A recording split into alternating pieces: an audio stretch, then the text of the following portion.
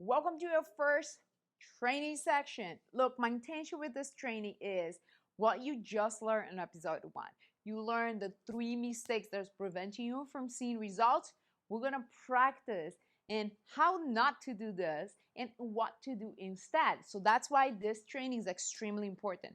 So all the exercise that I'm going to teach you today, you actually going to do on your own training. But before this, I want to break down every exercise detail by detail so you can do it correctly so you can start seeing the results you want. Okay? So the first thing I want to show you here is the weight. So I'm at the gym, right? But you don't have to be at the gym in order to see the results. I get that question a lot. Isa, what can I do? I'm gonna show you exercise using dumbbells, okay? And dumbbells are something easy that you can just get it if you'd like. Also, I'm gonna show you how to do the same exercise using bands. And you have a bunch of different bands. You have those bands that come in a pack. Those are great though. They're very, very strong. And they're about 30 kilos. It's like same thing that you lifting 30 kilos, like 60 pounds. And you have the thinner ones. And you even have those ones. That's really cool. Look, check this out. Those ones can, with the handle, okay, can even substitute the pulley, okay, the pulley machine in the gym. So you can use those bands. And Isa, I don't have bands. I don't have dumbbells. I don't have bars. Look what I brought to the gym for you. You can use anything like a bag. You can use detergent bottles. You can put rocks in it to become heavier, sand. You can also use a full bag. So I actually brought this bag today because we're going to do the first exercise we're going to do is squats, and I want to show you how to do the same exercise using a bunch of different equipment. This exercise that we're going to do a goblet squat. I absolutely love the goblet squats. It's part of your foundation training. Everybody needs to do squats. Everybody needs to do goblet squats. Why? Because you squat all day. Squat when you sit in a chair, you squat when you go to the bathroom all day long. So first thing I'm gonna do is I'm gonna grab a heavy dumbbell, okay? Isa, I don't have a dumbbell. I know, calm down. I'm gonna show you how to do exactly using the other ones. So for this specific method that we're gonna use, okay, you're not gonna do 30 seconds, 40 seconds, or you're not gonna do 8 sets, 10 sets. I'm gonna show you something much cooler, which is one of the methods that I use with my clients. It's called the rest and pause. But before, let's see how to do the squat. So the first thing you're gonna do, your dumbbell or the weight or the bottle or the backpack needs to have point of contact, 2 points of contact with your body, okay? This dumbbell is big, so it's supposed to be in the top of my bone here, okay? To the top of my abs, okay? Now, very important. If you hold this too high, your neck's gonna be like that, okay? We don't want that. We want a little bit lower, wings close. Close here, my neck is neutral. My neck doesn't go up, my neck's part of my spine, okay? So, feet within my hip apart, okay? Within shoulder apart. I get my toes and I point out a little bit. Why? Because it's comfortable for me. You need to see what's comfortable for you. I cannot make a squat with my feet completely straight like that, a closed squat. My hip doesn't like that. You're gonna have to find what you're comfortable with. So, knees push out instead of in. Look, out. Just screw your foot on the ground. What I'm doing is I already taught you how to do this. Screw the foot on the ground. When I screw my foot, okay, toes out. And now when I grab the weight, this is so funny but important. I see so many people taking care of mechanics when they do the exercise, but when they go pick up the weight, they do this. Right? And they're like lift with their back. When you pick up the weight, seriously, squat, pick up. Okay? You can actually get hurt just by picking up weight. So close the elbows. I'm going to show you on the side. And I want a straight line from your head to your tailbone when you go down. So check this out. My knees are out. Remember that I told you that? I exhale on the way up. Exhale on the way up. Isa, I cannot touch my elbows on my leg. Can I go a little bit shorter? Yes. If your knee bothers you a little bit, go a little bit shorter. But one thing you need to remember, look, I want you to start looking. What is the first thing that moves? My butt or my knees? Huh? My butt. If your knees are the first one moving, that's the wrong squat. Okay? So this was a goblet squat. Isa, I don't have a dumbbell. What can I do? I'm gonna move my mic right here. Because last time I did that, it was funny. One thing with the elastic though, do not put on your neck like this. No, no, no. Shoulders. No neck, shoulders. And wash the hair, because trust me, it was not pretty before. And this is heavy. So right here, you're good, you're good. Same thing, butt first. One thing that I forgot to mention, when we do the dumbbell, I want you to notice, I never lock my knees. Why? I want to protect my joints. And also here, I'm resting. Not because of the band, but here, I keep attention. Okay? Gee, that's heavy. Now, don't have bands, don't have dumbbells. What can I do? You can get an actual backpack. I put this one full of stuff because I already had it. Put over here. I can fit. Dun, dun, dun. Put the other hand up. Jeez. You know what I mean. Put the other hand up in the backpack. Okay?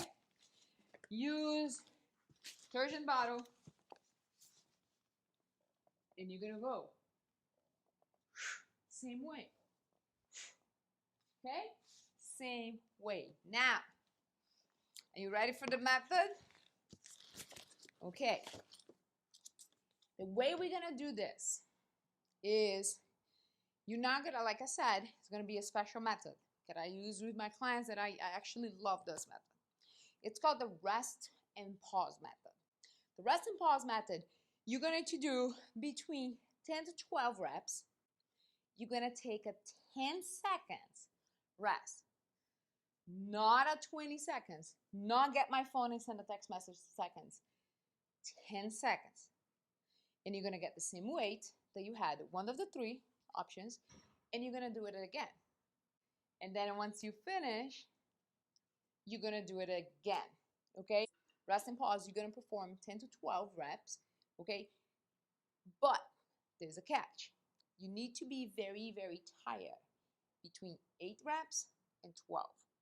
That's how you know you're getting closer to muscle failure, okay? So for example, if I get a weight and I do 7 reps, that means my weight is what? Too heavy. But then I get a dumbbell and I'll be able to do 16, 15. That means it's too light. So I need to find a way to challenge myself so I can stay in that range between 10 to 12 reps. Then I'm going to take the 10 seconds off, do it again, but not to 10 to 12, not until I can handle. If I can only do 3 reps, that's it. That's only 3. But if I can only do 10, it's okay. And you're going to take another 10-second rest, and you're going to do it again.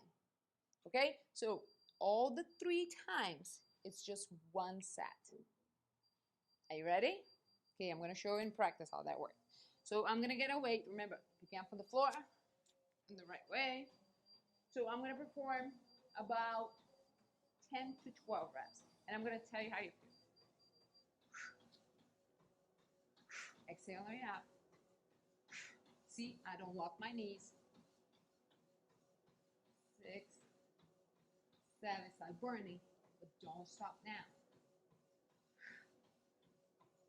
10, 11, 12. I can actually go one more. Give me one more. 10 seconds. not 5, not 10, not 20, not 30, 10 seconds. So by the time I get 9, there's no weight, I'm gonna go to my max.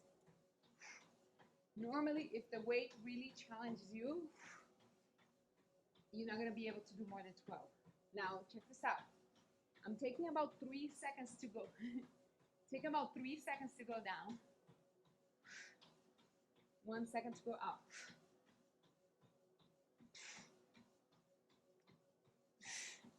Can't do it. Now, again, 10 seconds. That's it. 10 seconds. My heart rate is already all the way up. Ready? 10 seconds. Back. Now go again. Second round, I only was able to do 9. But look, if I'm not maintaining,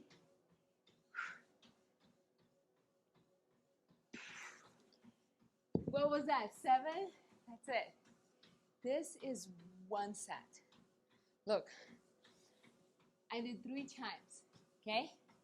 I did about 8 to 10, 12, 10 to 12, 10-second rest, went to my max, 10-second rest, went to my max, okay? This was like 7, the third one. So now I'm gonna take like a whole minute break and I'm gonna do 1 more time. For this method, you only need to do twice because heart rate's already all the way up, okay? Only need to do twice. So, first exercise, squat. Okay, let me grab my notes. Make sure I don't forget anything. Now, why I'm showing you this? Because you have such a unique fitness level. You have such a unique muscle failure. And when you have such a unique muscle failure, you can personalize the workout for you, for your body, for your goals. And that's what's important, okay? The importance is you to start achieving your unique limit. And that's what I'm here to teach you. But look, I'm going to show you something. When I was doing the exercise, my quads were on fire, butt was on fire, but my core was on fire as well. Why? Because I kept my ribs down, hip in, so I kept this locked the entire exercise. And while I do the exhale, I bring my core into every single exercise, and that's what I want to show you. You bring your core to every single exercise, so now you not only need to work out core on core days, on ab days, you need to work out core in every single exercise. So why? So your core is strong, so you can start lifting heavier. Okay? Now, one important thing about lifting heavier. If you have not trained for 2 months, a month even, if you have not trained for 6 months, for a whole year, I do not want you to start going to muscle failure yet. Do an entire month of get the same exercise that I did, do your 10 to 15 reps for the first month, and then you move on to muscle failure, okay? Prepare your body for this. Because if not, you're gonna get so sore that it's not gonna be fun. And soreness is not all good, not at all. Okay, so the second exercise, are you ready for the second? Nice. We're going to do the Romanian deadlift. Love the exercise. I have an entire, 13 minutes video explaining to you, breaking down the Romanian deadlift step by step on YouTube. Make sure you go there and watch. Okay, you see, it's natural. Picking up the weight from the floor already fixed my back. So you can do the Romanian deadlift with the weights, with the bands, with the backpack, same thing, okay? I want to show you all 3 that you can do. How would the bands look like? I will step on the bands. I will keep the tension the whole time. Push my knees out, back completely straight line. Get the broom. I showed you how to hinge before. Get the broom. Make sure the broom is touching your back the whole time. And from here, you lift.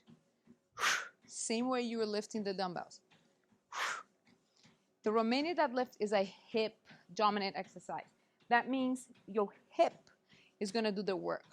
I see so many people, you'll be impressed, so many people that they use their knees on their deadlift instead of only using the hip. Only using the hip, okay? Now, let's go. When I start the Romanian deadlift, first thing I need to do, I'll stay on the side so you can catch me back, is I want you to start doing without anything yet. I want soft knees always, soft knees, and I want to get your butt and push back as far as you can. You're going to feel stretch right here on your hands, on your glute. Now, from here, I have nowhere to go. This is my limit. Do you see when I see people pushing all the way down here, look what happened to their back. Because I have a lot of people come to me and say, I don't like Romanian deadlift because I only feel in my back. You feel in your back because you're doing it wrong. Let's go. Get your hand without anything, just push. Push, let your arms just follow. That's it. See, middle of my chin, because I have long arms too. But right here, that's it. It doesn't go more than that. Then I go up. Look, my neck follows my spine. Okay? Ready? Get the weight. To get the weight, then you can push your knees. Roll back. Push my knees out. Out. In. Out. Screw the foot on the ground. And push the butt back. It's not about dropping the weight in the front. It's about how far can I push my butt back. And notice again, I do 1, 2, 3, back 1. 1, 2, 3, back 1. 1, 2, 3, back 1. What are you gonna do? 8, 10 to 12, 10-second rest, 10 max, 10-second rest, max again. So, you ready? Screw the foot, push my elbows, back straight, nice and core, nice tight core. And exhale on the way up. My hip is doing all the work. Not my knees, not my back. More. See, it start to burn. When it starts to burn, you keep going until you can no longer do it. How long I'm gonna rest? 10 seconds. 10 seconds. Rest in 10 seconds. I start a little bit late. By the time I get to 7, I'll start again. So you're gonna do the Romanian deadlift the same way. How many times you're gonna do it? How many sets? 2, that's it. You're gonna do 3 times. And you go to your max. Look how straight my neck is. Look my back. Do you see why I tell you that you need a strong core?